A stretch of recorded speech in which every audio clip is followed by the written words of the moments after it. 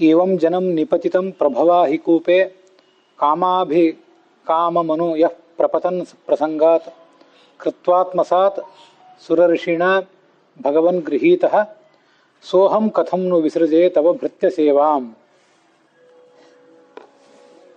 ಭಾಗವತ ಸಾರೋದ್ಧಾರದ 218ನೇ ಶ್ಲೋಕ ಇದು. ಬಿಂಬೋಪಾಸಕ ಗುರುಪ್ರಾಪ್ತಿ ಪ್ರಕರಣ ಅಂತ. ಸಾಧನೆ ಹೇಗೆ ಮಾಡಬೇಕು ಅನ್ನೋದನ್ನು ಗುರುವಾದವನು ಶಿಷ್ಯನಿಗೆ ತಾನೇ ತಿಳಿಸ್ತಾನೆ. ಕೆಲವು ಕಡೆ ಶಿಷ್ಯ ಗುರುವನ್ನು ಹುಡುಕಿಕೊಂಡು ಹೋಗಬೇಕಾಗ್ತದೆ. ಇನ್ನು ಕೆಲವು ಪ್ರಸಂಗಗಳಲ್ಲಿ ಗುರುವೇ ಶಿಷ್ಯನನ್ನು ಅರಸಿ ಬರ್ತಾನೆ. ಯಾಕೆ ಹೀಗೆ ಅಂದರೆ, ಸಾಮಾನ್ಯವಾಗಿ ಗುರು ಮತ್ತು ಶಿಷ್ಯರಲ್ಲಿ ಗುರು ಉನ್ನತ ಸ್ಥಾನದಲ್ಲಿರ್ತಾನೆ. ಜ್ಞಾನ, ಭಕ್ತಿ, ವೈರಾಗ್ಯ ಇವುಗಳೆಲ್ಲವನ್ನು ಹೆಚ್ಚು ಸಂಪಾದನೆ ಮಾಡಿರೋದರಿಂದ ಅವನು ಗುರು ಅಂತ ಅನಿಸ್ಕೊಂಡಿರ್ತಾನೆ. ಶಿಷ್ಯನಿಗಿಂತ ಯೋಗ್ಯತೆಯ ದೃಷ್ಟಿಯಿಂದ ಅವನು ದೊಡ್ಡವನಾಗಿರ್ತಾನೆ. ಹಾಗಿದ್ದಾಗ ಶಿಷ್ಯನಿಗೆ ಜ್ಞಾನ ಕೊಡುವಂತಹ ಕಾಲ ಯಾವಾಗ ಪಕ್ವವಾಗಿದೆ ಅನ್ನೋದು ಅವನಿಗೆ ಗೊತ್ತಾಗ್ತದೆ. ಶಿಷ್ಯನಿಗೆ ಅದು ಗೊತ್ತಾಗುವುದಕ್ಕಿಂತ ಮುಂಚೆ, ಶಿಷ್ಯನಿಗೆ ಗೊತ್ತಾಗುವುದಕ್ಕಿಂತ ಚೆನ್ನಾಗಿ ಗುರುವಿಗೆ ಗೊತ್ತಾಗ್ತದೆ. ಯಾವಾಗ ಶಿಶುವಿಗೆ ಏನು ಆಹಾರ ಬೇಕು ಅಥವಾ ಮತ್ತೇನು ಅದಕ್ಕೆ ಕೆಲಸಗಳನ್ನು ಮಾಡಿಸಬೇಕು ಅನ್ನೋದು ಶಿಶುವಿಗಿಂತ ತಾಯಿಗೆ ಹೆಚ್ಚು ಗೊತ್ತಾಗ್ತದೆ. ಆದ್ದರಿಂದ ಗುರುವಾದವನು ತಾನೇ ಇದನ್ನು ಗಮನಿಸ್ತಾನೆ. ಇದು ಪ್ರಹ್ಲಾದ ನರಸಿಂಹನ ಮುಂದೆ ಹೇಳಿದಂಥ ಒಂದು ಶ್ಲೋಕ. ನಾನು ತಾಯಿಯ ಗರ್ಭದಲ್ಲಿದ್ದೆ. ಈ ಪ್ರಹ್ಲಾದನ ತಾಯಿ ಕಯಾಧು ಅಂತ ಹೇಳಿ, ಅವನ ತಂದೆ ಹಿರಣ್ಯಕಶಿಪು, ಇದು ಎಲ್ಲರಿಗೂ ಗೊತ್ತಿದ್ದೇ ಇದೆ. ತಾಯಿಯ ಗರ್ಭದಲ್ಲಿ ನಾನಿದ್ದೆ. ಉಳಿದೆಲ್ಲರಿಗೂ ಆಗುವಂತೆ ನನಗೂ ಆವಾಗ ಆಯಾಸ, ಕಷ್ಟ ಇದೆಲ್ಲ ಹಾಗೇ ಇತ್ತು. ಗರ್ಭದಲ್ಲಿ ಜನಸಾಮಾನ್ಯರಿಗೆ ಏನೇನು ಸಮಸ್ಯೆ ಆಗಬೇಕು ಅದೆಲ್ಲ ನನಗೂ ಹಾಗೇ ಆಗಿತ್ತು. ಬೇರೆ ಜನರಂತೆ ನನಗೂ ಆಗಿತ್ತದು. ಪ್ರಭವ ಹಿ ಕೂಪೆ, ಜನನ ಮರಣ ಅನ್ನುವಂಥದ್ದೊಂದು ಕತ್ತಲ ಬಾವಿ, ಇದು ಹಾಳು ಬಾವಿ. ಅಂಥ ಬಾವಿಯಲ್ಲಿ ನಾನು ಬಿದ್ದಿದ್ದೆ. ಆದ್ದರಿಂದ ಏನು ಕಷ್ಟ ಆಗಬೇಕು, ಅಲ್ಲಿ ದೈಹಿಕವಾದ ಕಷ್ಟಗಳು, ಮಾನಸಿಕ ಕಷ್ಟಗಳು ಅವು ನನಗೂ ಆಗಿದ್ದವು. ಆಗ ನನ್ನ ಮೇಲೆ ಕರುಣೆ ಇಟ್ಟು ನಾರದರು ಅಲ್ಲಿಗೆ ಬಂದರು. ನಾರದರು ಗರ್ಭದಲ್ಲಿದ್ದಂಥ ಪ್ರಹ್ಲಾದನಿಗೆ ಉಪದೇಶ ಕೊಟ್ಟರು. ಉಪದೇಶ ಕೊಟ್ಟದ್ದು ಅವನ ತಾಯಿ ಕಯಾಧುವಿಗೆ. ಆದರೆ ಅವಳ ಗರ್ಭದಲ್ಲಿದ್ದಂಥ ಪ್ರಹ್ಲಾದನಿಗೂ ಆ ಉಪದೇಶ ಮುಟ್ಟಿತು.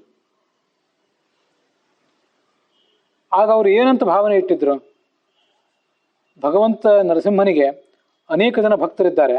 ಆ ಅನೇಕ ಜನ ಭಕ್ತರಲ್ಲಿ ಈ ಪ್ರಹ್ಲಾದನೂ ಒಬ್ಬ. ಆದ್ದರಿಂದ ಅವನನ್ನು ಉದ್ಧರಿಸಬೇಕು ಅಂತ ಆಲೋಚನೆ ಮಾಡಿ ಕೃತ್ವಾ ಆತ್ಮಸಾತ್ ಸುರಋಷಿಣ ಭಗವನ್ ಗೃಹೀತಃ, ತನ್ನವನು ಅಂತ ಸ್ವೀಕಾರ ಮಾಡಿ ನನ್ನನ್ನು ಅವರು ಮೇಲೆತ್ತಿದರು, ತತ್ವೋಪದೇಶ ಮಾಡಿದರು. ಹೀಗಾಗಿ ಆ ಸಂಸಾರದ ಪತನದಿಂದ ನಾನು ಪಾರಾದೆ. ಇದು ಆ ಪ್ರಹ್ಲಾದನ ಒಂದು ಅದೃಷ್ಟ. ನಾವು ಗರ್ಭದಲ್ಲಿದ್ದಾಗ ನಮ್ಗೆ ಯಾರಾದರೂ ಉಪದೇಶ ಮಾಡಿದರೆ ನಮಗದು ನಾಟೋದು ಆ ಕಡೆ ಇರಲಿ. ಗರ್ಭದಿಂದ ಹೊರಗೆ ಬಂದ ಮೇಲೆ ಶಾಲೆ ಕಾಲೇಜುಗಳ ವಯಸ್ಸಿಗೆ ಹೋಗೋ ಶಾಲೆ ಕಾಲೇಜಿಗೆ ಹೋಗುವ ವಯಸ್ಸು ಬಂದಾಗ, ಇನ್ನೂ ಮಾನಸಿಕವಾಗಿ ಪಕ್ವರಾದಾಗ ನಮಗೆ ಯಾರಾದರೂ ಉಪದೇಶ ಮಾಡಿದರೂ ಆ ಉಪದೇಶ ನಾಟುತ್ತದೆ, ಮನಸ್ಸಿನ ಒಳಗೆ ಇಳಿತದೆ ಅಂತ ನಿಶ್ಚಿತ ಇಲ್ಲ. ಅಂಥದ್ರೊಳಗೆ ಗರ್ಭದೊಳಗೆ ಉಪದೇಶ ಮಾಡಿದಾಗ ಅದು ನಾಟುವುದು ಹೇಗೆ? ಮಕ್ಕಳಿಗೆ ಗರ್ಭದಿಂದ ಹೊರಗೆ ಬಂದ ಮೇಲೆ ಕೂಡ ಮನಸ್ಸಿನ್ನೂ ವಿಕಸಿತ ಆಗಿರೋದಿಲ್ಲ. ಇವರು ಏನು ಹೇಳ್ತಿದ್ದಾರೆ, ತತ್ವೋಪದೇಶವನ್ನು ಆ ಕಡೆ ಈ ಕಡೆ ಸ್ವೀಕಾರ ಮಾಡೋದಿರಲಿ, ಸುತ್ತಮುತ್ತಲಿದ್ದವ್ರು ಯಾರು, ತಂದೆ ಯಾರು, ತಾಯಿ ಯಾರು, ಇಲ್ಲಿ ಜಡ ಯಾವುದು, ಚೇತನ ಯಾವುದು, ಈ ಸಂಗತಿಗಳೇ ಆ ಮಕ್ಕಳಿಗೆ ತಿಳಿಯೋದಿಲ್ಲ. ಹಾಗಿದ್ದಾಗ ಅವರಿಗೆ ತತ್ವೋಪದೇಶ ತಿಳಿಯೋದು ಹೇಗೆ? ಆದರೆ ಇವನಿಗೆ ಪ್ರಹ್ಲಾದನಿಗೆ ಅದೆಲ್ಲ ತಿಳಿಯಿತು. ಯಾಕೆಂದರೆ ಇದೆಲ್ಲ ಹಿಂದಿನ ಜನ್ಮದ ಸಂಸ್ಕಾರಗಳು, ಹಿಂದಿನ ಜನ್ಮದ ಅಭ್ಯಾಸಗಳು. ಆ ಅಭ್ಯಾಸ ಇದ್ದರೆ ಅದೆಲ್ಲವೂ ಕೂಡ ಸಾಧ್ಯ ಆಗೇ ಆಗ್ತದೆ.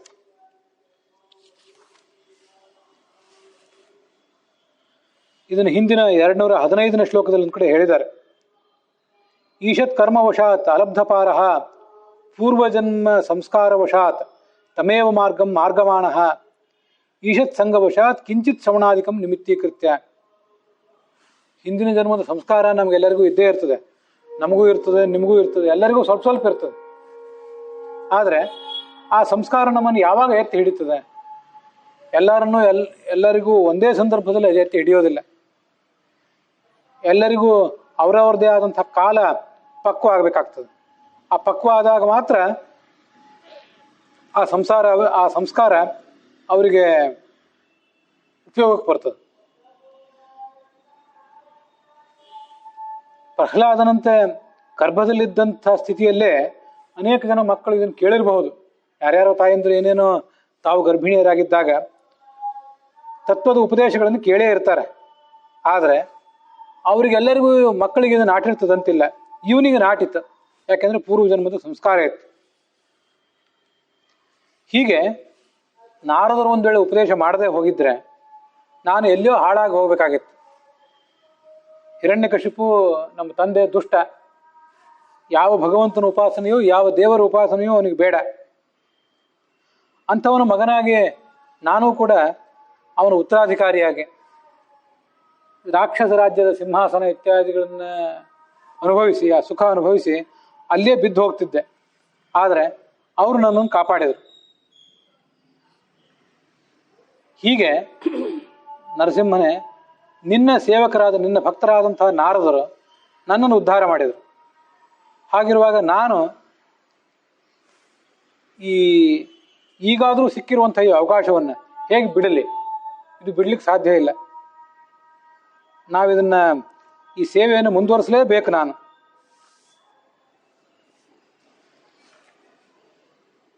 ಭಗವಂತನಲ್ಲಿ ಭಕ್ತಿ ಹೇಗೆ ಮಾಡಬೇಕೋ ಹಾಗೆ ಭಾಗವತರಲ್ಲೂ ಭಕ್ತಿ ಮಾಡಬೇಕು ಅಂತ ಹೇಳುವಂಥ ಒಂದು ಮಾತಿದು.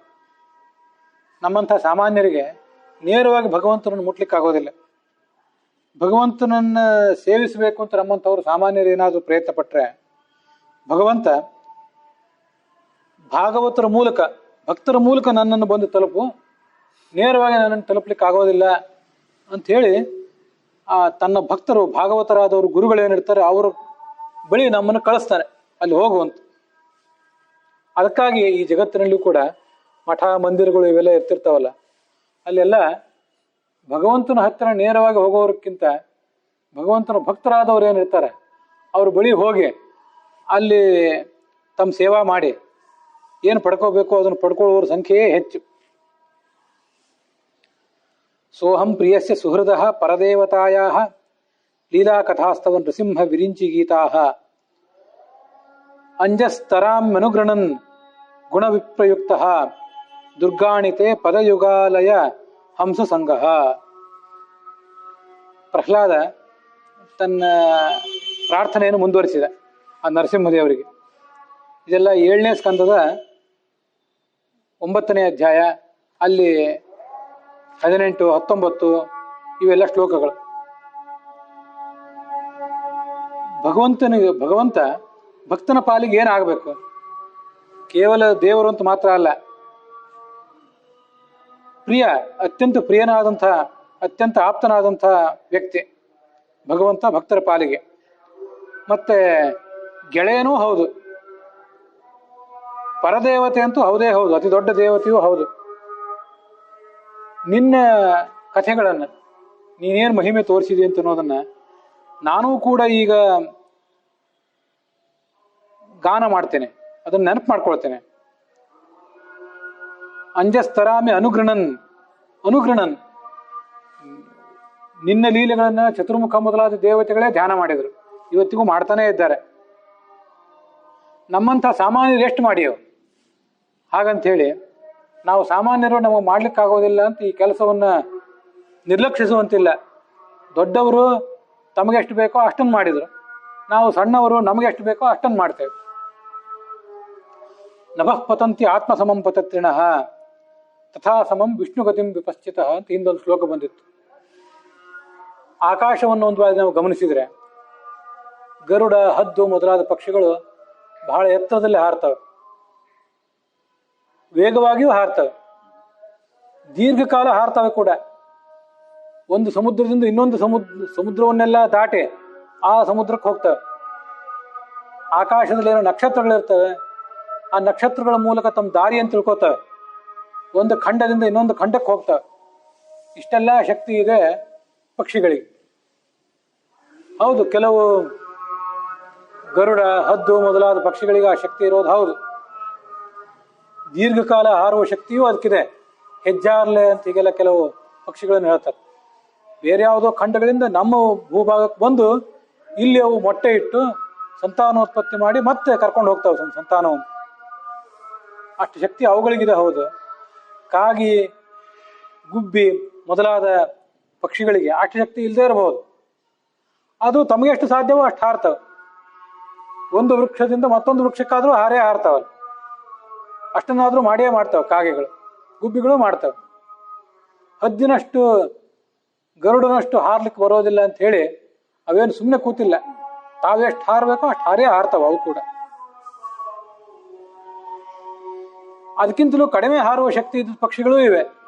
ನವಿಲು ನೋಡ್ಲಿಕ್ಕೆ ಬಹಳ ಚಂದ, ನೃತ್ಯನೂ ಮಾಡ್ತದೆ, ಆದರೆ ಅದಕ್ಕೆ ಹಾರುವ ಶಕ್ತಿ ಹೆಚ್ಚಿಲ್ಲ. ಕಾಗೆ ಗುಬ್ಬಿಗಳು ಹಾರಿದಷ್ಟು ನವಿಲು ಹಾರಲಾರದು. ಉಷ್ಟ್ರ ಪಕ್ಷಿ, ಆಸ್ಟ್ರಿಚ್ ಅಂತ ಮತ್ತೊಂದು ಪಕ್ಷಿ ಇರ್ತದೆ, ಅದಕ್ಕೆ ಇನ್ನೂ ಕಡಿಮೆ, ನಡೆದಾಡ್ತಾ ಸಂಚಾರ ಮಾಡ್ತದೆ ಅಷ್ಟೆ. ಹಾಗೆ ಅಂಥೇಳಿ ಅವು ಯಾವೂ ಸುಮ್ಮನೆ ಕೂತಿಲ್ಲ. ಎಲ್ಲವೂ ತಾವು ಎಷ್ಟು ಹಾರ್ಲಿಕ್ಕೆ ಸಾಧ್ಯವೋ ಅಷ್ಟು ಹಾರಿಯೇ ಹಾರ್ತವೆ. ತಮ್ಮ ಕೆಲಸ, ಸಂತಾನೋತ್ಪಾದನೆ, ಊಟ, ಆಹಾರ ಏನೇನು ಮಾಡಬೇಕು ಅದನ್ನ ಮಾಡಿಯೇ ಮಾಡ್ತವೆ. ಅದರಂತೆ ದೊಡ್ಡ ಭಕ್ತರಾದವರು ಹೆಚ್ಚು ಸಾಧನೆ ಮಾಡ್ತಾರೆ. ಸಣ್ಣವರಾದವರು ಸುಮ್ಮನೆ ಕೂತಿಲ್ಲ, ತಮಗೆಷ್ಟು ಸಾಧ್ಯವೋ ಅಷ್ಟು ಸಾಧನೆ ಅವರು ಮಾಡಿಯೇ ಮಾಡ್ತಾರೆ. ಗುಣೈಸ್ಸರ್ವೈರುಪಾಸ್ಯೋಸೌ ಬ್ರಹ್ಮಣ ಪರಮೇಶ್ವರ ಅನ್ಯೈದ್ ಯಥಾಕ್ರಮಂ ಚೈವ ಮಾನುಷೈ ಕೈಶ್ಚಿದೇವತು ಅಂತ ಮತ್ತೊಂದು ಶ್ಲೋಕ, ಬ್ರಹ್ಮಸೂತ್ರ ಭಾಷ್ಯದ ಶ್ಲೋಕ. ಪರಮಾತ್ಮನನ್ನು ಆಕಾಶಕ್ಕೆ ಹೋಲಿಸ್ಬೇಕು. ಆಕಾಶವತ್ ಸರ್ವಗತಶ್ಚ ನಿತ್ಯಂ ಅಂತ ಭಗವದ್ಗೀತಾದಲ್ಲಿ ನಾನು ಆಕಾಶದಂತೆ ಅಂತ ಭಗವಂತ ತನ್ನನ್ನು ಆಕಾಶಕ್ಕೆ ಹೋಲಿಸ್ಕೋತಾನೆ. ಆಕಾಶಕ್ಕೆ ತುದಿ ಇಲ್ಲ, ಮೊದಲಿಲ್ಲ. ಹಾಗೆ ಭಗವಂತನ ಸ್ವರೂಪಕ್ಕೂ ಕೂಡ ತುದಿ ಇಲ್ಲ, ಮೊದಲಿಲ್ಲ. ಅಂಥ ಭಗವಂತನೆಂಬ ಆಕಾಶದಲ್ಲಿ ಇವೆಲ್ಲ ಪಕ್ಷಿಗಳು ಹಾರ್ತಿರ್ತವೆ. ತಮಗೆಷ್ಟು ಸಾಧ್ಯವೋ ಅಷ್ಟು ಹಾರ್ತವೆ. ಹಾಗೆ ನಾವು ಕೂಡ ಹಾರಬೇಕು. ಚತುರ್ಮುಖ ಬ್ರಹ್ಮ ಅನೇಕ ಗುಣಪೂರ್ಣನಾದವನು, ಅನಂತ ಗುಣಪೂರ್ಣನಾದವನು ಭಗವಂತ ಅಂತ ಉಪಾಸನೆ ಮಾಡ್ತಾನೆ. ಇನ್ನೂ ಕೆಳಗಿನವರು ನಾರದ ಮೊದಲಾದವರು, ಉಳಿದ ದೇವತೆಗಳು, ಇಂದ್ರಾದಿ ದೇವತೆಗಳು ಅನಂತ ಗುಣ ಪರಿಪೂರ್ಣ ಅನ್ನೋ ಉಪಾಸನೆ ಅವರಿಗೆ ಮಾಡ್ಲಿಕ್ಕೆ ಬರ್ಲಿಕ್ಕಿಲ್ಲ. ತಮಗೆಷ್ಟು ಸಾಧ್ಯವೋ ಅಷ್ಟೇ ಗುಣಗಳನ್ನು ಭಗವಂತನಲ್ಲಿ ಕಾಣ್ಲಿಕ್ಕೆ ಹೋಗ್ತಾರೆ. ನಾವು ಮನುಷ್ಯರಾದವರು ಇನ್ನೂ ಕಡಿಮೆ ಗುಣಗಳನ್ನು ಭಗವಂತನಲ್ಲಿ ಕಾಣ್ತೇವೆ, ಕಂಡು ಹಾಗೆ ಉಪಾಸನೆ ಮಾಡ್ತೇವೆ. ಅದಕ್ಕೆ ಅನುಗಣನ್ ಅಂತ ಹೇಳಿದ್ರು. ಭಗವಂತ ಅನಂತ ಮಹಿಮ. ಹೌದು, ಅನಂತ ಮಹಿಮ ಹೇಗೆ ಕೂತು ಲೆಕ್ಕ ಹಾಕ್ರಿ ಅಂತ ಯಾರಾದ್ರನ್ನಾದ್ರೂ ನಾವು ಕೇಳಿದರೆ, ಬೆರಳನ್ನು ಎಣಿಸ್ತಾ ಹೋದರೆ ಒಂದು 4-5 ಗುಣಗಳಿಗಿಂತ 8-10 ಗುಣಗಳಿಗಿಂತ ಹೆಚ್ಚಿನ ಗುಣಗಳನ್ನು ನಮಗೆ ಎಣಿಸ್ಲಿಕ್ಕೆ ಬರ್ಲಿಕ್ಕಿಲ್ಲ. ಅನಂತ ಗುಣ ಅಂತೀರಿ, ಮತ್ತು ನಿಮಗೆ ಎಣಿಸ್ಲಿಕ್ಕೆ ಬರಲಿಲ್ಲ ಅಂದರೆ ನಮಗೆ ಗೊತ್ತಿರೋದು ಇಷ್ಟನ್ನು ಎಣಿಸಿದ್ದೀವಿ. ಇನ್ನು ದೊಡ್ಡ ದೇವತೆಗಳು ಹೆಚ್ಚಿನದನ್ನ ಎಣಿಸ್ತಾರೆ. ಹೀಗೆ ನಾನು ನನ್ನ ಶಕ್ತಿಯನುಸಾರ ನಿನ್ನ ಗುಣಗಳನ್ನು ಕೊಂಡಾಡ್ತೇನೆ. ಮತ್ತೆ ಭಗವಂತನ ಗುಣಗಳನ್ನು ಕೊಂಡಾಡ್ತಾ ಆಡ್ತಾ ಗುಣವಿಪ್ರಮುಕ್ತ ಈ ವಿಷಯ ಪದಾರ್ಥಗಳ ಸಂಘವನ್ನು ಪರಿತ್ಯಾಗ ಮಾಡ್ತೇನೆ. ಇಲ್ಲಿ ಗುಣ ಅಂತ ಬಂತು. ಕೆಲವು ಕಡೆ ಶಾಸ್ತ್ರದಲ್ಲಿ ವಿಷಯ ಪದಾರ್ಥಗಳು, ಭೋಗ ಪದಾರ್ಥಗಳು ಅಂತ ಶಬ್ದ ಪ್ರಯೋಗ ಮಾಡ್ತಿರ್ತಾರೆ. ಇನ್ನು ಕೆಲವು ಕಡೆ ಗುಣ ಅಂದರೆ ಭೋಗ ಪದಾರ್ಥಗಳು ಅಂತ ಶಬ್ದ ಪ್ರಯೋಗ ಮಾಡೋದೇ ಇಲ್ಲ, ಅವರು ಗುಣ ಅಂತ ಪ್ರಯೋಗ ಮಾಡ್ತಾರೆ. ಯಾಕೆ ಗುಣ ಅಂತಲೇ ಪ್ರಯೋಗ ಮಾಡ್ತಾರೆ ಅಂದರೆ, ಎಲ್ಲ ಭೋಗ ಪದಾರ್ಥಗಳಿಗೂ ಕಾರಣ ಸತ್ವ, ರಜಸ್ಸು, ತಮಸ್ಸು ಅನ್ನುವಂಥ 3 ಗುಣಗಳೇ. ಆ 3 ಗುಣಗಳಿಲ್ಲದೆ ಹೋದರೆ ಈ ಜಗತ್ತಿನಲ್ಲಿ ನಾವು ನೋಡುವಂಥ ಯಾವುದೇ ರೂಪ, ರಸ, ಗಂಧ, ನೋಡುವ ರೂಪ, ಸವಿಯುವ ರಸ, ಮೂಸುವ ಗಂಧ, ಮತ್ತು ಮುಟ್ಟುವ ಸ್ಪರ್ಶ, ಕೇಳುವ ಶಬ್ದ, ಅದ್ಯಾವುದೂ ಇರೋದಿಲ್ಲ. ಸತ್ವ, ರಜಸ್ಸು, ತಮಸ್ಸು ಅನ್ನುವ 3 ಗುಣಗಳಿಂದ ಇದೆಲ್ಲ ಇಡೀ ಜಗತ್ತೆಲ್ಲ ಇರುವುದು ಇವುಗಳಿಂದಲೇ. ಇದು ಬಹಳ ಅದ್ಭುತವಾದ ಸಂಗತಿ. ಇದಕ್ಕೆ ಈ ಗೃಹಿಣಿಯರಿಗೆ ಅಡುಗೆ ಮಾಡ್ರಿ ಅಂತ ಒಂದಿಷ್ಟು ಪದಾರ್ಥಗಳನ್ನು ಕೊಟ್ಟರೆ ಎಷ್ಟು ಪದಾರ್ಥಗಳಿರ್ತವೆ? ಕೆಲವು ಧಾನ್ಯಗಳು, ಕೆಲವು ಖಾರ ಸಿಹಿ ಮೊದಲಾದ ಸಕ್ಕರೆ ಬೆಲ್ಲ ಮೆಣಸಿನಕಾಯಿ ಮೊದಲಾದ ತರಕಾರಿಗಳು ಏನೇನೋ ಕೊಟ್ಟಿರ್ತಾರೆ. ಅದರಲ್ಲೇ ಅವರು ನಾನಾ ಥರದ ಅಡುಗೆಗಳನ್ನು ಮಾಡ್ತಾರೆ. ನಮಗಿದು ಗೊತ್ತಿದೆ. ಆ ಪದಾರ್ಥಗಳಿಗೇ ನಾನಾ ಥರದ ಕಾಂಬಿನೇಷನ್ ಮಿಶ್ರಣದಿಂದ ಬೇರೆ ಬೇರೆ ರುಚಿ ಬರುವಂತೆ ಮಾಡ್ಬೋದು. ಒಂದೇ ಗೋಧಿ ಹಿಟ್ಟು ಇರ್ತದೆ, ಅದಕ್ಕೇ ಬೇರೆ ಬೇರೆ ಪದಾರ್ಥಗಳನ್ನು ಹಾಕಿದರೆ ಬೇರೆ ಬೇರೆ ರುಚಿ ಬರ್ತದೆ, ಬೇರೆ ಬೇರೆ ಆಕಾರ ಬರ್ತದೆ. ಅದೇ ಹುಗ್ಗಿಯೂ ಆದೀತು, ಅದೇ ಚಪಾತಿಯೂ ಆದೀತು, ಅದೇ ಹೋಳಿಗೆನೂ ಆದೀತು. ಮೂಲ ದ್ರವ್ಯ ಒಂದೇ. ಜಗತ್ತಿನಲ್ಲಿ ಪೃಥ್ವಿ, ಅಪು, ತೇಜಸ್ಸು, ವಾಯು, ಆಕಾಶ ಅಂತ 5 ಭೂತಗಳಿವೆ. ಈ 5 ಭೂತಗಳು ಕೂಡ ಹುಟ್ಟಿದ್ದೆಲ್ಲಿಂದ? ಪ್ರಕೃತಿಯಿಂದನೇ ಹುಟ್ಟಿದವು. ಈ 5 ಭೂತಗಳನ್ನು ನಿಯಂತ್ರಿಸುವ ಕೂಡ 3 ಗುಣಗಳೇ. ಎಲ್ಲಿ ಹೋದಲ್ಲಿಯೂ ನಮ್ಮ ದೇಹದಲ್ಲಿ, ನಿಮ್ಮ ದೇಹದಲ್ಲಿ, ಪ್ರಾಣಿಗಳಲ್ಲಿ, ಪಕ್ಷಿಗಳಲ್ಲಿ, ಜಡ ವಸ್ತು, ಚೇತನ ವಸ್ತು ಎಲ್ಲಿ ಹೋದರೂ ಇರುವ 3 ಗುಣ. ಅದರದ್ದೇ ಸಮ್ಮಿಶ್ರಣ. ತುಂಬ ವಿಶಿಷ್ಟವಾದ ಸಂಗತಿ ಇದು. ನಾವು ಒಂದು ಬಾರಿ ಅಂತರ್ಮುಖಿಗಳಾಗಿ ಆಲೋಚನೆ ಮಾಡಿದರೆ ಇದೇ ಈ 3 ಗುಣಗಳು. ಇದನ್ನೇ ನಾವು ಹಿಂದೆ ಎಷ್ಟೋ ಜನ್ಮಗಳು ನಮಗೂ ಆಗಿ ಹೋಗಿವೆ, ನಿಮಗೂ ಆಗಿ ಹೋಗಿವೆ. ಕೃಷ್ಣ ಅದನ್ನು ಹೇಳಿದ್ದಾನೆ, ಬಹೂನಿಮೇ ವ್ಯತೀತಾನಿ ಜನ್ಮಾನಿ ತವಚಾರ್ಜುನ. ನನಗೂ ಅನೇಕ ಜನ್ಮ ಆಗಿ ಹೋಗಿವೆ, ನಿಮಗೂ ಅನೇಕ ಜನ್ಮ ಆಗಿ ಹೋಗಿವೆ. ನನಗದೆಲ್ಲ ಗೊತ್ತು, ನಿಮ್ಗೆ ಯಾವುದು ಗೊತ್ತಿಲ್ಲ ಅಂತಾನೆ. ಹಿಂದಿನ ಎಲ್ಲ ಜನ್ಮಗಳಲ್ಲಿಯೂ ನಾವು ನೀವು ಒಂದು ವೇಳೆ ರಾಜರು ಆಗಿದ್ದಿರಬಹುದು, ಮತ್ತೊಂದು ಬಾರಿ ಯಾವಾಗೋ ಭಿಕ್ಷುಕರು ಆಗಿದ್ದಿರಬಹುದು. ನೆಲದ ಮೇಲೆ ಮಲಗಿ ನಮ್ಮದು ಆದಂಥ ಒಂದು ರಿಜಿಸ್ಟರ್ ಆದ ಜಾಗವೂ ಇಲ್ಲದಂತೆ ತೀರಾ ಬಡವರಾಗಿ ಬದುಕಿದ್ದೂ ಇರ್ತದೆ. ಯಾವುದೂ ಹೊಸದಲ್ಲ. ಸೃಷ್ಟಿಗೆ ನಾವು ಬಂದಮೇಲೆ ಇದು ಯಾವುದೂ ಹೊಸದಲ್ಲ. 195 ಕೋಟಿ ವರ್ಷ ಆಗಿವೆ ನಾವೆಲ್ಲ ಸೃಷ್ಟಿಗೆ ಬಂದಮೇಲೆ ಏನೆಲ್ಲ ಹಂತಗಳನ್ನು ದಾಟೇ ಬಂದಿದ್ದೀವಿ. ಪ್ರಾಣಿಗಳಾಗಿ ಬಂದಿದ್ದೀವಿ, ಪಕ್ಷಿಗಳಾಗಿ, ಮೀನಾಗಿ, ಹಾವಾಗಿ, ಹಲ್ಲಿಯಾಗಿ ಎಲ್ಲ ಥರ ಹುಟ್ಟಿದ್ದೀವಿ. ಪ್ರಾಣಿಗಳಾಗಿ ಹುಲ್ಲು ತಿಂದಿದ್ದೀವಿ, ಮಾಂಸಾಹಾರಿ ಪ್ರಾಣಿಯಾಗಿ ಮಾಂಸ ತಿಂದಿದ್ದೀವಿ. ಏನೆಲ್ಲ ತಿಂದಿದ್ದೀವಲ್ಲ, ಅಲ್ಲೆಲ್ಲ ಇರೋದೇನು? ಪೃಥ್ವಿ, ಅಪ್ಪ, ತೇಜಸ್ಸು, ವಾಯು, ಆಕಾಶ. ಅಲ್ಲೆಲ್ಲ ಇರೋದೇನು? ಸತ್ವ, ರಜಸ್ಸು, ತಮಸ್ಸು 3. ಈ ಜಗತ್ತಿನಲ್ಲಿ ಯಾರು ಏನೇ ತಿಂದ್ರು, ಬಂಗಾರ ಸಿಂಹಾಸನದ ಮೇಲೆ ಕೂಡ್ಲಿ, ಕಟ್ಟಿಗೆ ಕುರ್ಚಿ ಮೇಲೆ ಕೂಡ್ಲಿ, ನೆಲದ ಮೇಲೆ ಕೂಡ್ಲಿ, ಎಲ್ಲ ಕಡೆ ಎಲ್ಲರೂ ಇರುವುದು ಸತ್ವ, ರಜಸ್ಸು, ತಮಸ್ಸು ಅನ್ನೋ ಗುಣಗಳನ್ನೇ ಅನುಭವಿಸೋದು. ಅದು ಬಿಟ್ಟು ಏನೂ ಇಲ್ಲ. ಅದಕ್ಕಾಗಿ ಗುಣ ವಿಪ್ರಮುಕ್ತ ಅಂತಾರೆ. ಆ 3 ಗುಣಗಳನ್ನ ನಾವು ಬಿಡ್ಲಿಕ್ಕೆ ಸಾಧ್ಯ ಆದರೆ ಎಲ್ಲವನ್ನೂ ಬಿಟ್ಟಂತೆ. ಇದೊಂದು ವೇಳೆ ಗೊತ್ತಿದ್ರೆ ಇದೆಷ್ಟು ಅದ್ಭುತವಾದ ಸಂಗತಿ, ಅದನ್ನು ಗಮನಿಸಿರಿ. ಬಂಗಾರದ ಸಿಂಹಾಸನದ ಮೇಲೆ ಕೂಡಬೇಕು ಅಂತ ಅಪೇಕ್ಷೆ ಇರ್ತದೆ, ಕೆಲವರಿಗೆ ಬರ್ತಿರ್ತದೆ. ಬಂಗಾರ ಅಂದರೆ ಬಂಗಾರನೇ ಅಲ್ಲ, ಬಂಗಾರದಷ್ಟು ಬೆಲೆ ಬಾಳುವ ಅಧಿಕಾರದ ಸ್ಥಾನಗಳನ್ನ ಏರಬೇಕು ಅಂತ ಕೆಲವರಿಗೆ ಅಪೇಕ್ಷೆ ಬರ್ತಿರ್ತದೆ. ಹಿರಣ್ಯಕಶಿಪು ಪ್ರಹ್ಲಾದನ ಅಪ್ಪ. ಅವನಿಗೆ ಹಿರಣ್ಯಕಶಿಪು ಅಂತ ಯಾಕೆ ಹೆಸರು ಬಂತು? ಅವನ ತಮ್ಮ ಒಬ್ಬ ಇದ್ದ ಹಿರಣ್ಯಾಕ್ಷ ಅಂತ. ಅವನಿಗೆ ಯಾಕೆ ಹಿರಣ್ಯಾಕ್ಷ ಅಂತ ಹೆಸರು ಬಂತು ಅಂದರೆ, ಹಿರಣ್ಯ ಅಂದರೆ ಬಂಗಾರ, ಅಕ್ಷ ಅಂದರೆ ಕಣ್ಣು. ತಮ್ಮನ ಕಣ್ಣು ಯಾವತ್ತೂ ಬಂಗಾರದ ಮೇಲೆ. ಜ್ಞಾನ, ಭಕ್ತಿ, ವೈರಾಗ್ಯ ಅದರ ಮೇಲೆ ಅವನ ಕಣ್ಣಿಲ್ಲ. ಅವನ ಕಣ್ಣಿರೋದು ಯಾವತ್ತೂ ಬಂಗಾರದ ಮೇಲೆ, ದುಡ್ಡಿನ ಮೇಲೆ. ದುಡ್ಡು ಎಲ್ಲಿ ಸಿಗ್ತದೆ, ಸಂಪತ್ತು ಎಲ್ಲಿ ಸಿಗ್ತದೆ ಅಂತ ಅದರದೇ ಆಲೋಚನೆ. ಅವನನ್ನ ವಿಷ್ಣು ವರಾಹ ರೂಪದಿಂದ ಸಂಹಾರ ಮಾಡಿದ, ಇದು ಗೊತ್ತಿದೆ. ಈ ಭೂಮಿಯನ್ನು ತನ್ನ ಸ್ಥಾನದಿಂದ ಭ್ರಷ್ಟ ಮಾಡಿದ್ದ ಅವ ಹಿರಣ್ಯಾಕ್ಷ. ಅವನನ್ನು ಕೊಂದು ಹಾಕಿದ ವರಾಹ. ಅವನ ಅಣ್ಣ ಈ ಹಿರಣ್ಯಕಶಿಪು ಇದ್ನಲ್ಲ, ಇವನು ಇನ್ನೂ ಒಂದು ಹಂತ ಮೇಲ್ನವನು. ಯಾಕಂದ್ರೆ ಇವ ಅಣ್ಣ. ಹಿರಣ್ಯ ಅಂದ್ರೆ ಬಂಗಾರ, ಅಕ್ಷ ಅಂದ್ರೆ ಕಣ್ಣು. ಅಲ್ಲಿ ಬಂಗಾರ ಇದ್ರೆ, ಅಲ್ಲಿ ಸಂಪತ್ತಿದ್ರೆ, ಅದ ಮೇಲೆ ನನ್ನ ಕಣ್ಣು. ಇವಂದು ಹೇಗೆ ಅಣ್ಣಂದು ಅಂದ್ರೆ ಕಶಿಪು, ಬಂಗಾರದ ಮೇಲೆ ಕೂಡ್ತಿದ್ದ ಇವನು. ಕಶಿಪು ಅಂದ್ರೆ ತಲೆದಿಂಬು ಅಥವಾ ಪರ್ಯಂಕ, ಮಂಚ, ಇದಕ್ಕೆ ಕಶಿಪು ಅಂತಾರೆ. ತಲೆದಿಂಬು, ರಾಜರು ಕೊಡುವಂಥ ಬೆಲೆ ಬಾಳುವ ಆಸನಗಳು, ಇದಕ್ಕೆಲ್ಲ ಕಶಿಪು ಅಂತಾರೆ. ತಮ್ಮ ಬಂಗಾರದ ಕಡೆ ಕಣ್ಣು ಮಾತ್ರ ಇಟ್ಟಿದ್ದ. ಇವನು ಬಂಗಾರವನ್ನೇ ಹಾಸಿ, ಬಂಗಾರವನ್ನೇ ಹೊದ್ದು, ಬಂಗಾರದ ಮೇಲೆ ತಲೆ ಇಟ್ಟು ಮಲಗುತ್ತಿದ್ದ.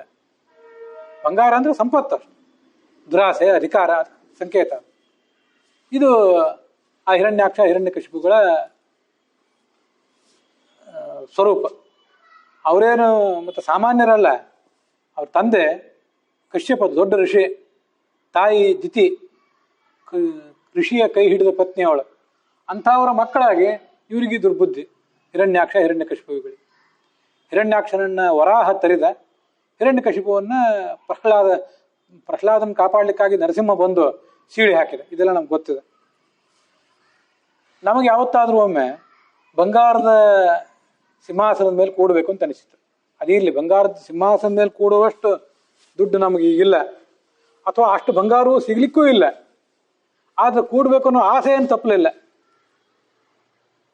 ಆದರೆ ಒಂದು ಸಾಮಾನ್ಯ ಕುರ್ಚಿ ಮೇಲೆ ಕೂಡುವಷ್ಟು ಶಕ್ತಿ ನಮಗಿದೆ. ಆವಾಗ ನಾವು ಬಂಗಾರದ ಕುರ್ಚಿ ಮೇಲೆ ಕೂಡ್ಲಿಕ್ಕೆ ಆಗಲಿಲ್ವಲ್ಲ ಅಂತ ಚಡಪಡಿಸ್ಬೇಕಾಗಿಲ್ಲ. ಯಾಕೆಂದ್ರೆ ಬಂಗಾರದಲ್ಲೂ ಇರೋದು ಸತ್ವರದ ಸಮಸ್ಯೆ, ಪ್ಲಾಸ್ಟಿಕ್ಕಿನ ಮರದ ಕುರ್ಚಿಯಲ್ಲೂ ಇರೋದು ಸತ್ವ ರಜಸ್ಸು ತಮಸ್ಸು ಅಂತ ಮೂರೇ. ನಮ್ಮ ಮನಸ್ಸಿಗೆ ನಾವೇ ಹೇಳ್ಕೋಬೇಕು ಏನು ಮಾಡೋದಿದೆ. ಅದ್ರ ಮೇಲೆ ಕೂತಾದ್ರೂ ಏನು, ಅಲ್ಲಿಯೂ ಮಾಡೋದು ಅದನ್ನೇ, ಅಲ್ಲಿ ಕೂತು ಮಾಡುವುದೇನು, ತಿನ್ನುವುದೇನು. ಬಂಗಾರವನ್ನು ಏನಾದ್ರು ತಿಂತೀಯ? ಬಂಗಾರವನ್ನು ತಿನ್ಲಿಕ್ಕೆ ಬರೋದು. ಬಂಗಾರದ ಕುರ್ಚಿ ಮೇಲೆ ಕೂಡ್ಬಹುದು. ನೀವೇನಾದ್ರೂ ಇಂಗ್ಲೆಂಡಿನ ರಾಜ ಆಗಿ ಹುಟ್ಟೋ ಪ್ರಸಂಗ ಬಂದ್ರೆ ಯಾರಿಗಾದ್ರು ಬಂಗಾರದ ಜಾಕೆಟ್ ಹಾಕೋಬಹುದು. ಮೊನ್ನೆ ಅವನಿಗೆ ಪಟ್ಟಾಭಿಷೇಕ ಆಗುವಾಗ ಬಂಗಾರದ ನಿಲುವಂಗಿ ಇತ್ಯಾದಿಗಳನ್ನ ಹಾಕಿದ್ರು, ಬಂಗಾರದ ಜರತಾರಿ ನಿಲುವಂಗಿಗಳನ್ನೆಲ್ಲ ಹಾಕಿದ್ರು. ತಿನ್ನೋದು ಮಾತ್ರ ಅನ್ನನೇ ತಿನ್ಬೇಕಲ್ಲ, ಮತ್ತೆ ಏನು ಬೇರೆ ಮಾಡೋದಿದೆ? ರಾಮಕೃಷ್ಣ ಪರಮಹಂಸರು ಒಂದು ಕಥೆ ಹೇಳ್ತಿರ್ತಾರೆ.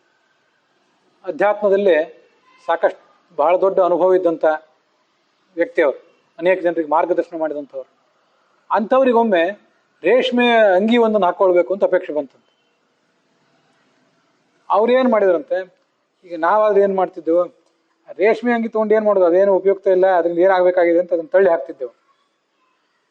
ಅವರು ಅಧ್ಯಾತ್ಮದ ಸಾಧನೆ ಮಾಡುವವರು ನಿತ್ಯ. ನಾವು ಧ್ಯಾನ ಮಾಡಬೇಕು ಅಂತ ಕೂತಾಗ ಶ್ರವಣ ಮಾಡಿದ್ವಿ, ನಾವು ಓದಿದೆವು ಅಥವಾ ಗುರುಗಳು ಯಾರೋ ಹೇಳ್ತಿದ್ದು, ಪ್ರವಚನಕಾರರು ಹೇಳ್ತಿದ್ದನ್ನು ನಾವು ಶ್ರವಣ ಮಾಡಿದೆವು. ಮನೆಗೆ ಹೋಗಿ ಕೂತು ಒಂದು ಸ್ವಲ್ಪ ಮನನ ಮಾಡಿದೆವು. ಆ ಪ್ರವಚನದಲ್ಲಿ ಅವರು ಧ್ಯಾನ ಮಾಡಿರು ಅಂತ ಹೇಳಿದ್ರು ಗುರುಗಳು, ಪ್ರವಚನಕಾರರು. ನಾವು ಧ್ಯಾನ ಮಾಡ್ಲಿಕ್ಕೆ ಕೂತೆವು. ಧ್ಯಾನ ಮಾಡ್ಲಿಕ್ಕೆ ಕೂತ್ರೆ ಬಂಗಾರದ ಅಂಗಿ, ರೇಷ್ಮೆ ಅಂಗಿ, ಒಂದು ಯಾವುದೋ ಕಾರು ಬಾರು ಅದೇ ನೆನಪಿಗೆ ಬರ್ಲಿಕ್ಕೆ ಶುರುವಾದ್ರೆ ಅವಾಗ ಗತಿ ಏನು? ಅದನ್ನ ಕಳ್ಕೋಬೇಕಲ್ಲ. ಅದನ್ನು ಕಳ್ಕೊಳ್ದೆ ಹೋದ್ರೆ ಧ್ಯಾನ ಮಾಡ್ಲಿಕ್ಕೆ ಬರೋದಿಲ್ಲ. ನಾಳೆ ಅದೇ ಮನಸ್ಸಿನಲ್ಲಿ. ಪಾತ್ರೆ ಒಳಗೆ ಹೊಲಸಿದ್ರೆ ಪಾತ್ರೆ ಮುಚ್ಚಳ ತೆಗೆದ್ರೆ ಹೊಲಸೇ ಕಾಣ್ತದೆ. ಹೊಲಸನ್ನು ಹೊರಗೆ ಹಾಕ್ಬೇಕು, ಅದನ್ನು ತೆಗೆದು ತಿಪ್ಪೆಗೆ ಎಸಿಬೇಕು. ಆ ಹೊಲಸನ್ನು ತೊಳಿಬೇಕು, ಆಮೇಲೆ ಹಾಲು ನೀರು ಹಾಕ್ಬೇಕು. ಆ ಹೊಲಸನ್ನು ಅಲ್ಲೇ ಇಟ್ಟಿದ್ರೆ ಅದು ಉಪಯೋಗ ಇಲ್ಲ. ಅದಕ್ಕಾಗಿ ಮೊದಲು ವೆಕೇಟ್ ಮಾಡ್ಬೇಕು ಅದನ್ನೆಲ್ಲ. ನಮ್ಮ ಮನಸ್ಸನ್ನು ಕೂಡ ಹಾಗೆ ನಾವು ಬರಿದು ಮಾಡ್ಕೋಬೇಕು. ಇಲ್ಲಿವರೆಗೆ ಏನು ಹೊಲಸು ತುಂಬಿಕೊಂಡಿದ್ದೇವೆ ಅದನ್ನು ನಾವು ಬರಿದು ಮಾಡ್ಕೋಬೇಕು. ನಮ್ಮ ಶಿಕ್ಷಕರೊಬ್ರು, ನಮ್ಮ ಟೀಚರ್ ಒಬ್ರು ಹೇಳ್ತಿದ್ರು, we have made our mind A dustbin ಅಂತ. ಡಸ್ಟ್ಬಿನ್ ಇರ್ತದಲ್ಲ ಮನೆಯಲ್ಲೇ, ಕಸದ ತೊಟ್ಟೆ, ಆ ಥರ ನಮ್ಮ ಮನಸ್ಸನ್ನು ಮಾಡ್ಕೊಂಡ್ಬಿಟ್ಟಿದ್ದೇವೆ ಅಂತ. ಏನು ಬೇಕು ಬೇಡ ಅದನ್ನೆಲ್ಲ ಅದ್ರಲ್ಲಿ ತುಂಬ್ಕೊಂಡ್ಬಿಟ್ಟಿದ್ದೇವೆ. ಆ ಥರದ ವ್ಯವಸ್ಥೆ ನಮ್ಮ ಸುತ್ತಮುತ್ತಲು ಇದೆ. ಈಗ ಕೆಲಸಕ್ಕೆ ಬಾರದ ವಿಷಯಗಳನ್ನೆಲ್ಲ ಸುದ್ದಿ, ಮಹತ್ವದ ಸುದ್ದಿ ಅನ್ನೋ ಥರ ಅದನ್ನು ತುಂಬ್ಕೋತೇವೆ. ಅವ್ರಿಗೆ ಕೆಲಸ ಇಲ್ಲ, ಅವ್ರು ಯಾರೋ ಮಾಡ್ತಿರ್ತಾರೆ. ಇವ್ರಿಗೆ ಕೆಲಸ ಇಲ್ಲ, ಇವ್ರು ಯಾರೋ ಅದನ್ನ ರೆಕಾರ್ಡ್ ಮಾಡ್ತಿರ್ತಾರೆ. ನಮಗೂ ಕೆಲಸ ಇಲ್ಲ ಅಂಥೇಳಿ ಅದನ್ನೇ ನಮ್ಮ ತಲೆ ಮೇಲೆ ಹಾಕ್ತಿರ್ತಾರೆ. ಎಲ್ಲರೂ ಸಮಯ ಹಾಳು ಮಾಡ್ಕೋತಿರ್ತಾರೆ. ಆತ್ಮೋದ್ಧಾರಕ್ಕಾಗಿ ಯಾರೂ ಪ್ರಯತ್ನ ಪಡ್ತಿರೋದಿಲ್ಲ. ಮನಸ್ಸನ್ನು ಖಾಲಿ ಮಾಡ್ಕೋಬೇಕು. ಮನಸ್ಸನ್ನು ಖಾಲಿ ಮಾಡ್ಕೋಬೇಕು ಅಂತ ರಾಮಕೃಷ್ಣ ಪರಮಹಂಸ ಏನು ಮಾಡಿದ್ರಂತೆ, ಒಂದು ದರ್ಜಿನ್ ಕರೆದು ರೇಷ್ಮೆ ಅಂಗಿ ಹೊಲಿ ನನ್ನ ಸಲುವಾಗಿ ಅಂತ ಹೇಳಿದ್ರಂತೆ. ಹೊಲಿದು ಕೊಟ್ಟ. ಪರಮಹಂಸರೇ ಹೇಳ್ತಿದ್ದಾರೆ ಅಂದಮೇಲೆ ಏನು ವಿಳಂಬ ಇಲ್ಲದೆ ಹೊಲಿದು ಕೊಟ್ಟ. ಇವನು ಅದನ್ನು ಹಾಕ್ಕೊಂಡು ಒಂದು ಬಾರಿ ಕನ್ನಡಿ ಮುಂದೆ ನಿಂತ್ರಂತೆ. ಒಂದು ದಿವಸ ಹಾಕ್ಕೊಂಡಿದ್ದಿರ್ಬೋದು, 2 ದಿವಸ ಹಾಕ್ಕೊಂಡಿರ್ಬೋದು. ಅದ್ರ ಮಾರನೇ ದಿವಸ ಅವರು ತಮ್ಮ ಮನಸ್ಸಿಗೆ ಹೇಳ್ಕೊಂಡ್ರಂತೆ, ಬಂಗಾರದ ರೇಷ್ಮೆ ಅಂಗಿ ಹಾಕ್ಕೊಂಡಾಗ ಆಗುವ ಪರಿಣಾಮ ಎಷ್ಟು? ಇಷ್ಟೇ, ಇನ್ನು ಸಾಕು. ಇದ್ರ ಬಗ್ಗೆ ಮತ್ತೆ ನನ್ನ ಹತ್ರ ಆಲೋಚನೆ ಮಾಡಬೇಡ ಅಂತ ಮನಸ್ಸಿಗೆ ಹೇಳಿದ್ರಂಥವ್ರು. ಒಂದು ಹೋಯ್ತು. ಅವ್ರು ಎಂದು ಬಂಗಾರ ರೇಷ್ಮೆ ಅಂಗಿ ಬಗ್ಗೆ ಆಲೋಚನೆ ಮಾಡಲಿಲ್ಲ. ಫೋಟೋ ನಾವು ನೋಡಿರ್ತೀವಿ, ಕೆಳಗೊಂದು ವಸ್ತ್ರ ಮೇಲೊಂದು ವಸ್ತ್ರ ಹೊದ್ದು ಸುಮ್ಮನೆ ಕೂತಿರ್ತಾರಷ್ಟೆ. ಅವ್ರು ಅದನ್ನು ಹಾಕೊಳ್ಳದೆ ಹೋಗಿದ್ರೆ ಮನಸ್ಸಿನೊಳಗಿರುವ ಆಲೋಚನೆಗಳೇ ಮತ್ತೆ ಕೆರಳಿ ಹೊರಗೆ ಬರ್ತಿರ್ತವೆ. ಅದು ಪಕ್ವ ಆಗದೆ ಹೋದ್ರೆ, ಅದನ್ನು ಈಡೇರಿಸ್ಕೊಳ್ದೆ ಹೋದ್ರೆ ಅದು ಸಮಾಧಾನ ಕೊಡೋದಿಲ್ಲ. ಸಂಸಾರದಲ್ಲಿ ವೈರಾಗ್ಯ ಯಾವಾಗ ಬರ್ತದಂದ್ರೆ, ದುಃಖಗಳನ್ನು ನೋಡಿ ಮಾತ್ರ ವೈರಾಗ್ಯ ಅಲ್ಲ, ಸುಖಗಳನ್ನೂ ನೋಡಿಯೂ ವೈರಾಗ್ಯ ಬರಬೇಕಂತ. ಸುಖ ಅಂದ್ರೆ ಇಷ್ಟೇ, ಸ್ತ್ರೀಗೆ ಪುರುಷನ ಬಗ್ಗೆ ಆಕರ್ಷಣೆ ಇರ್ತದೆ, ಪುರುಷನಿಗೆ ಸ್ತ್ರೀ ಬಗ್ಗೆ ಆಕರ್ಷಣೆ ಇರ್ತದೆ. ಸುಖ ಅಂದ್ರೆ ಇಷ್ಟೇ ಅನ್ನುವಂಥ ಒಂದು ಎಚ್ಚರ ನಾವು ತಂದುಕೊಂಡು ನಮ್ಮ ಮನಸ್ಸಿಗೆ ಅದನ್ನು ಹೇಳ್ಕೋತೇವೆ. ಇಲ್ಲಿ ಅನೇಕ ಸಂಗತಿಗಳು ಅಡಗಿವೆ, ಹಿಂದೆ ಅದು ಬಂದಿದೆ. ಇವತ್ತು ಪ್ರಾಯ ನಾವೀಗ ಕೂತ್ಕೊಂಡು ಕೇಳ್ತಾ ಇರುವವರೆಲ್ಲ 50, 60, 70, 80 ದಿನ ದಾಟಿದ್ದೇವೆ. ಸಂಸಾರದ ಇತಿಮಿತಿ ಅಂದ್ರೆ ಏನಂತ ನಮ್ಗೆ ಗೊತ್ತು. ನಮ್ಮ ಯೌವನದಲ್ಲಿ ಏನೊಂದು ಉತ್ಸಾಹ, ಉಮೇದು, ಒಂದು ಭಾರಿ ಹುರುಪಿತ್ತು, ಅದು ಇವತ್ತಿಲ್ಲ. ಅದಕ್ಕಿರೋ ಸ್ತ್ರೀ ಪುರುಷರಿಗೆ ಪರಸ್ಪರ ಇರೋ ಆಕರ್ಷಣೆ, ದುಡ್ಡಿಗಿರುವ ಆಕರ್ಷಣೆ ಎಷ್ಟು ಅನ್ನೋದು ನಮಗೆ ಗೊತ್ತಿದೆ. ಬಹಳ ಅಲ್ಲದೆ ಇದ್ರೂ ಸ್ವಲ್ಪ ಆದ್ರೂ ಗೊತ್ತಿದೆ. ನಮ್ಗಿಂತ ದೊಡ್ಡ ದೊಡ್ಡಾದವರು ಜ್ಞಾನಿಗಳು, ಯಾರೋ ಪರಮಹಂಸರು ಅಂತಿಂಥವ್ರಿಗೆ ಹೆಚ್ಚು ಗೊತ್ತಿದೆ. ನಮಗಾದ್ರೂ ಸ್ವಲ್ಪ ಆದ್ರೂ ಅನುಭವಕ್ಕೆ ಬಂದಿದೆಯಲ್ಲ, ಸ್ವಲ್ಪ ಆದ್ರೂ ಅನುಭವಕ್ಕೆ ಬಂದಿರೋದ್ರಲ್ಲೇ ಇದನ್ನು ಕೇಳಲಿಕ್ಕೆ ಕೂತಿರೋದು. ಯಾರಿಗೆ ಸ್ವಲ್ಪವೂ ಅದು ಅನುಭವಕ್ಕೆ ಬಂದಿಲ್ವೋ ಅವ್ರಿಗೆ ಕೇಳಬೇಕು ಅಂತ ಮನಸ್ಸಿಗೆ ಬರೋದಿಲ್ಲ. ಕೇಳಬೇಕು ಅಂತ ಮನಸ್ಸು ಬಂದಿರುವುದೇನಿದೆ, ಮನಸ್ಸು ಬಂದು ಅಲ್ಲಿಂದ ಇಲ್ಲಿಗೆ ಬಂದಿರುವುದೇನಿದೆ, ನಾವು ನೀವು ಇದ್ದ ಜಾಗದಿಂದ ಹೊರಟು ಇಲ್ಲಿಗೆ ಬಂದಿರುವುದೇನಿದೆ, ಸಣ್ಣ ಸಾಧನೆ ಅಲ್ಲ. ನಿತ್ಯ ಕಾಶಿಗೆ ಹೋಗ್ಲಿಕ್ಕಾಗದೇ ಇರ್ಬೋದು, ನಿತ್ಯ ರಾಮೇಶ್ವರಕ್ಕೆ ಹೋಗ್ಲಿಕ್ಕಾಗದೇ ಇರ್ಬೋದು. ಅಲ್ಲಿಂದ ಎದ್ದು ಇದನ್ನಾದ್ರೂ ಮಾಡ್ಲಿಕ್ಕೆ ಬಂದಿದ್ದೀವಲ್ಲ, ಇದು ಸಂಸ್ಕಾರದಿಂದ ಅಲ್ಲದೆ, ಒಳಗಿನ ಒಂದು ಅಭಿರುಚಿಯಿಂದ ಅಲ್ಲದೆ ಇದು ಬರೋ ಸಾಧ್ಯವೇ ಇಲ್ಲ. ನಮ್ಮ ಮನಸ್ಸಿಗೆ ನಾವು ಮತ್ತೆ ಹೇಳ್ಕೋಬೇಕು. ಅದ್ರ ಏನಾಗ್ತದಂದ್ರೆ, ಇವತ್ತು ನಾವು ನೀವು ಎಲ್ಲರೂ ಕೂಡ ಒಂದು ಹಂತದಲ್ಲಿ ಈ ದೇಹ ಪರಿತ್ಯಾಗ ಮಾಡಬೇಕು. ದೇಹ ಪರಿತ್ಯಾಗ ಮಾಡಿ ಮತ್ತೆ ಒಂದು ಎಳೆ ದೇಹ ಪಡ್ಕೋತೇವೆ. ಆ ಎಳೆ ದೇಹ ಪಡ್ಕೊಂಡಾಗ ಆ ದೇಹ ನಮ್ಮನ್ನು ಯಾವತ್ತು ನಿಯಂತ್ರಿಸ್ತಿರ್ತದೆ. ಬಹಳ ಸ್ವಾರಸ್ಯದ ಸಂಗತಿ. ಒಂದು ಬಾರಿ ಅದನ್ನ ಆಲೋಚನೆ ಮಾಡ್ಬೇಕು. ಇವತ್ತು ಮನುಷ್ಯರಾಗಿ ಹುಟ್ಟಿದ್ವಿ, ಮನುಷ್ಯರಂತೆ ವರ್ತಿಸ್ತಿದ್ದೀವಿ. ನಾಳೆ ನಾಯಿಯಾಗಿ ಹುಟ್ಟಿದ್ವಿ, ಇದ್ದಕ್ಕಿದ್ದಂತೆ ನಾಯಿ ಅಂತಲೇ ವರ್ತಿಸ್ತೇವೆ. ನಮಗೆ ಬಂದಿರೋ ಜ್ಞಾನ, ಹೋದ ಜನ್ಮದಲ್ಲಿ ನಾವು ಹೋಗಿರುವ ಮಠ ಮಂದಿರ, ಕೇಳಿದ ಶ್ರವಣ ಎಲ್ಲ ಪೆಂಡಿಂಗ್ ಇರ್ತದೆ. ನಷ್ಟ ಆಗೋದಿಲ್ಲ, ಪೆಂಡಿಂಗ್ ಇರ್ತದೆ. ನಾಯಿ ಅಂತೆ ವರ್ತಿಸ್ತೀವಿ, ಮಂಗನಂತೆ ವರ್ತಿಸ್ತೀವಿ. ನಮ್ಮ ದೇಹ ಹೇಳಿದಂತೆ ಮನಸ್ಸು ಕೇಳ್ತದೆ. ನಮ್ಮ ಮನಸ್ಸು ಕೂಡ, ಮನಸ್ಸು ನಮ್ಮ ಜೊತೆ ಅನಾದಿ ಕಾಲದಿಂದ ಇದೆ. ಆದರೆ ಮನಸ್ಸು ಮಂಗನ ದೇಹದೊಳಗಿದ್ದಾಗ ಮಂಗನ ಮನಸ್ಸು, ಹುಲಿಯ ದೇಹದೊಳಗಿದ್ದಾಗ ಹುಲಿಯ ಮನಸ್ಸು, ಹಾವಿನ ದೇಹದೊಳಗಿದ್ದಾಗ ಹಾವಿನ ಮನಸ್ಸು. ಆವತ್ತು ಮತ್ತೆ ಹುಟ್ಟಿ ಬಂದ ಕೂಡಲೇ ಯೌವನ ಬಂತು, ಮತ್ತೆ ಏನನ್ನೋ ಅನುಭವಿಸಬೇಕು. ತೀವ್ರವಾದ ಉತ್ಸಾಹ. ಹಿಂದಿನ ಜನ್ಮದಲ್ಲೆಲ್ಲ ಇದನ್ನ ಅನುಭವಿಸಿದ್ದೀವಿ, ಅದ್ರ ಏನು ಬಹಳ ದೊಡ್ಡದೇನಿಲ್ಲ. ಅಲ್ಲಿ ತಿಳಿದಷ್ಟು, ನಾವು ಭ್ರಮಿಸಿದಷ್ಟು ಸುಖ ಅಲ್ಲಿ ಏನಿಲ್ಲ. ಸುಖ ಇಲ್ಲ ಅಂತನೂ ಇಲ್ಲ, ಸುಖ ಇಲ್ಲವೇ ಇಲ್ಲ ಅಂತ ಏನಿಲ್ಲ. ಸಂಸಾರದಲ್ಲಿ ಸ್ವಲ್ಪ ಅಲ್ಲ ಸ್ವಲ್ಪ ಸುಖ ಇದ್ದೇ ಇದೆ. ಈ ಸಂಸಾರದಲ್ಲಿ ದುಃಖನೂ ಇದೆ. ನಾವು ಭ್ರಮಿಸಿದಷ್ಟು ಇಲ್ಲ ಅಂತ ನಮಗೆ ಹಿಂದೆ ಗೊತ್ತಾಗಿತ್ತು. ಈಗ ಅದು ಮತ್ತೆ ಅರ್ಥ ಆಯ್ತು. ಯಾಕೆಂದ್ರೆ ಯೌವನ. ಅದಕ್ಕಾಗಿ ಮನುಷ್ಯ ಏನೇನು ಪ್ರಾರ್ಥನೆ ಮಾಡ್ಕೋಬೇಕು ಅಂದ್ರೆ, ಭಗವಂತನ ಸನ್ನಿಧಾನದಲ್ಲಿ ಏನು ಪ್ರಾರ್ಥನೆ ಮಾಡಬೇಕು? ಇವತ್ತು ನಾನು ಏನೇ ಭೋಗ ಅನುಭವಿಸಿದ್ರು, ಯಾವುದೇ ಸಾಮ್ರಾಜ್ಯದ ದೊರೆಯಾದರೂ, ಬಂಗಾರದ ಗೌನ್ ಹಾಕ್ಕೊಂಡ್ರು, ನನಗಾಗಿಯೇ ಪ್ರತ್ಯೇಕವಾಗಿರುವ ವಿಮಾನವೊಂದನ್ನು ಏರಿ ರಾಷ್ಟ್ರಪತಿಯಾಗಿ ಪ್ರಧಾನಿಯಾಗಿ ಅಲ್ಲಿ ಓಡಾಡಿದ್ರು, ಸುತ್ತಮುತ್ತಲ ಅಂಗರಕ್ಷಕರನ್ನ ಇಟ್ಕೊಂಡು ಜನಸಾಮಾನ್ಯರಿಂದ ಗೌರವ, ಕೊನೆ ಪಕ್ಷ ತೋರಿಕೆ ಗೌರವ ಆದ್ರು, ಮುಂದಾದ್ರೂ ಗೌರವ ಕೊಡ್ತಿರ್ತಾರೆ, ಹಿಂದಾದ್ರೂ ಬೈಕೊಳ್ಳಿ ಏನಾದ್ರು ಮಾಡ್ತಿರ್ತಾರೆ, ತೋರಿಕೆ ಗೌರವ ಆದ್ರೂ ಕೊಡ್ತಿರ್ತಾರೆ. ಈ ಎಲ್ಲ ಏನು ಸುಖ ಅನುಭವಿಸ್ತಿದ್ದೀನಲ್ಲ, ತಿನ್ನುವ ಪದಾರ್ಥಗಳು, ಯತ್ ಪೃಥಿವ್ಯಾಂ ವ್ರೀಹಿ ಯವಾಹ ಹಿರಣ್ಯಂ ಪಶವಸ್ತ್ರೀಯ, ಹಿಂದೊಂದ್ಸರಿ ಹೇಳಿದ್ದೆ. ಎಲ್ಲ ವಸ್ತುಗಳು ಕೂಡ ಏನೇನು ನಾನು ಇವತ್ತು ಹೊಸದಾಗಿ ಅನುಭವಿಸ್ಲಿಕ್ಕೆ ಹೊರಟಿದ್ದೀನಿ, ಇದು ಯಾವುದೂ ಹೊಸದಲ್ಲ, ಚರ್ವಿತ ಚರ್ವಣ ಇದು. ಚರ್ವಿತ ಅಂದ್ರೆ ಬರೀ ತಿನ್ನೋದಲ್ಲ, ಅಗಿಯೋದು, ಅಗದು ಅಗದು. ಭಾಗವತ ಅದನ್ನ ಎಷ್ಟು ಹಾಸ್ಯ ಮಾಡ್ತದಂದ್ರೆ, ಹೊಸ ಪದಾರ್ಥಗಳನ್ನೇನಾದ್ರೂ ನೀವು ತಿನ್ಲಿಕ್ಕೆ ಕೊಟ್ಟರೆ ತಿಂತೇವೆ. ಈಗಾಗಲೇ ನೀವೇ ತಿಂದು ಉಳಿದಂಥ ಒಂದೇನಾದ್ರೂ ವಸ್ತು ಇದ್ರೆ ಚೆನ್ನಾಗಿ ಅಗದಿರ್ತೀರಿ, ಸಾಕು ಅಂತ ಉಗುಳಿರ್ತೀರಿ. ಅದನ್ನೇ ಚೆನ್ನಾಗಿದೆ ಇನ್ನೊಂದಿಷ್ಟು ತಗೋ ಅಂತ ಕೊಟ್ರೆ ಅವಾಗ ಏನ್ ಮಾಡ್ತೇವೆ? ನಾನೇ ಜಗಿದು ಅಗಿದು ಚರ್ವಣ ಮಾಡಿ ಉಗುಳಿದ್ದದು, ಅದು ಬೇಡ ನನಗೆ ಅಂತ ನಾವು ನಿರ್ಲಕ್ಷ್ಯ ಮಾಡ್ತೇವೆ. ಭೋಗ ಪದಾರ್ಥಗಳು ಇಂಥವೇ, ಆದ್ರೆ ಅದ್ರ ಬಗ್ಗೆ ನಮ್ಗೆ ಗಮನ ಇಲ್ಲ ಅಷ್ಟೆ. ಚಿಕ್ಕ ಮಕ್ಕಳು ದಾರಿಯಲ್ಲಿ ಯಾವುದೋ ಒಂದು ವಸ್ತು ತಿಂದು ಜಗಿದು ಉಳಿದಿದ್ರೆ ಅದನ್ನು ತಗೋಬೇಕು ಅಂತ ಕೈ ಹಾಕ್ತಿರ್ತಾರೆ. ಎಲ್ಲಿ ಕೈ ಹಾಕಬೇಕು, ಏನು ಬಾಯಲ್ಲಿ ಇಟ್ಕೋಬೇಕು ಅಂತ ಗೊತ್ತಿರೋದಿಲ್ಲ ಅವಕ್ಕೆ. ಕೈ ಬಾಯಿ ಇವೆರಡರದೇ ವ್ಯಾಪಾರ ಅವುಗಳಿಗೆ ಗೊತ್ತಿರೋದು. ದೊಡ್ಡವರು ಅದನ್ನ ನೋಡಿ ಬಿಡು ಅದನ್ನಂತ ಬೈತಾರೆ. ಅದಷ್ಟೇ ಅಲ್ಲ, ತಿನ್ನುವ, ನೋಡುವ, ಮೂಸುವ, ಆಘ್ರಾಣಿಸುವ, ಕೇಳುವ ಎಲ್ಲಾ ಸಂಗತಿಗಳು ಕೂಡ ಹಿಂದೆ ಕೇಳಿದ್ದೇ, ಹೊಸದಾದದ್ದು ಯಾವುದೂ ಇಲ್ಲ ಈ ಜಗತ್ತಿನಲ್ಲಿ. ಇದು ಚರ್ವಿತ ಚರ್ವಣ. ಅದೇ ಗುಣ ವಿಪ್ರಮುಕ್ತ, ಸತ್ವ ರಜಸ್ಸು ತಮಸ್ಸು ಅನ್ನುವ 3 ಗುಣಗಳನ್ನ ಇನ್ನಿಲ್ಲದಂತೆ ನಾನು ಅನುಭವಿಸಿ ಆಗಿದೆ ಹಿಂದೆ.